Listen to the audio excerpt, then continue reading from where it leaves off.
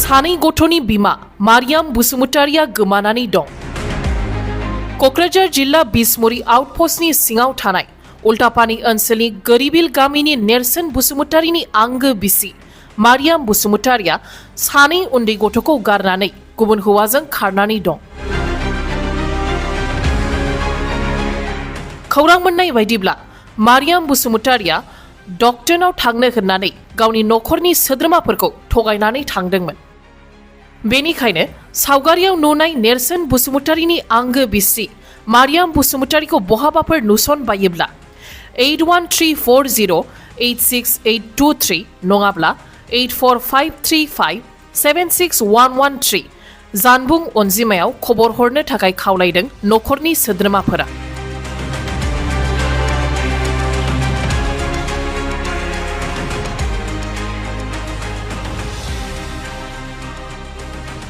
आंनि गामिया जाहैबाय उल्टापानि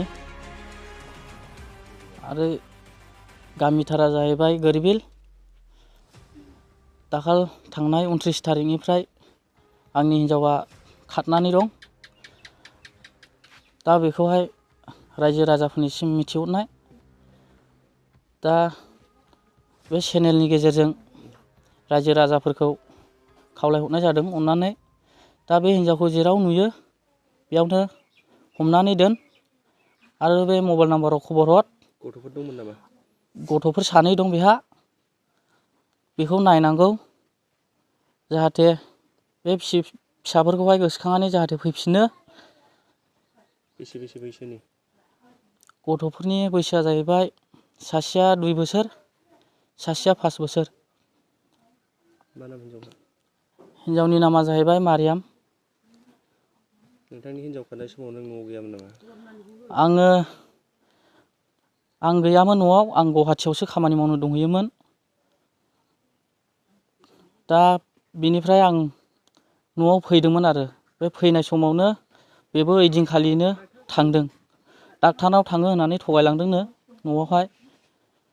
दा मानसिया गैया, दा बबेयाव दंहैयो दा बेखौबो मिथिया गामिखौबो। रायजो राजाफोरनिसिम मोनसे खावलायहरनाय। दा बे हिन्जावखौहाय जेराव नुयो बेयावनो हमनानै दोन आरो बे मबाइल नाम्बारावहाय खबर हर फन बुनानै। गिबियावनो आङो नोंथांनि चेनेलखौ आरो लोगोसे नोंथांनि चेनेल नायगिरि साफ्रोमनिसिमबो आंनि गोसो गोरबोजों आङो बरायो आरो हामबायनाय आङो जासियो।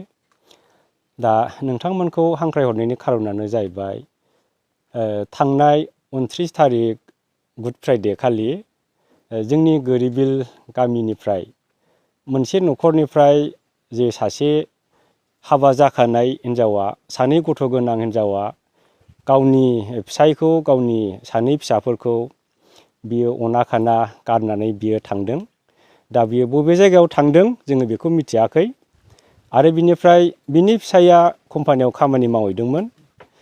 बिनिफ्राय जेदिनखालि बिनि फिसाया खामानि मावनायनिफ्राय गुवाहाटिनिफ्राय जेदिनखालि फैदों ओइदिनखालि फुङावनो बिनि हिन्जावाबो खारदों। बिनिफ्राय बिनि फिसाया बेखौ लोगो मोनफैयाखै। दा बिनिखायनो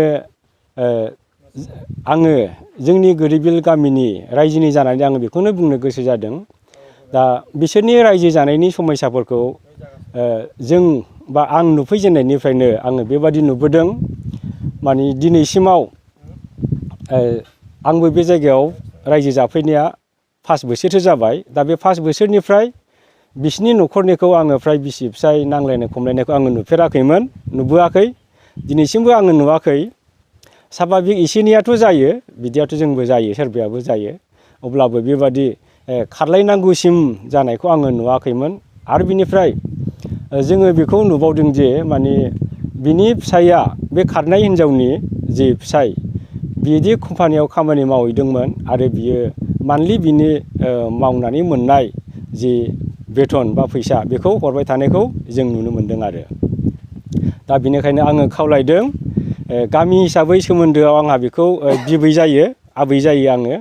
दा ओंखायनो आबैखौ आङो खावलायदों, आबैया गावनि फिसायखौ बा सानै फिसाफोरखौ बेखौ गोसोखांनानै बा अननानै आबैखौ आङो खावलायदों आबैया जेरैबाबो फैफिननांगौ आरो बिनिफ्राय दा बियो बबे जायगायाव दङ बेखौ अननानै नैबे मबाइल नाम्बाराव रायजो राजाफ्राबो नुसनबायोबा बे मबाइल नाम्बाराव फन खालायहरोबा बा खबर हरोबा जोङो जोबोद हामजानाय मोनगौ।